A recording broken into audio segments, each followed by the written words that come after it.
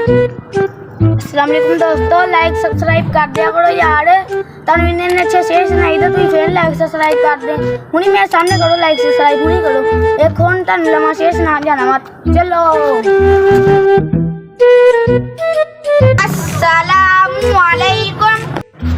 वालेकुम अस्सलाम। फिर तू कहना मैं बैटल होना फिर तू बैटल होंदा नहीं है तो छुट्टी कर लेना वा जेरी वो मेरा भरा बैटल होई जा रहा ओदी वजह पूरे लोकी सपोर्ट कर रहे आ जेह्ड़े पेदे सपोर्ट करदे ओदी वजह तो होर सुना किद्दां ठीक ठाक हाँ लैना की जल्दी दस हाली पाइन मैं ठीक ठाक पाइन परसन जा पे हाली चलेगा नहीं तो जाना नहीं सी लैना मैं कुछ नहीं है। मैनू एक चंगा या शेर सुना दो सोना है चल यार तुम्हें पता घर दे भी कम होंदे आ इस बार जाना पै गया ना मैं शेर ऐसा सुनाऊंगा यार तुम इन्होंने लाइक सब्सक्राइब कर दिया करो इन्होंने अच्छे शेर सुनाए फिर लाइक सब्सक्राइब नहीं करते आगे। मैंने ये फिर अर्ज किया है कि अगर जाते जाते साइकिल की चैन उतर जाए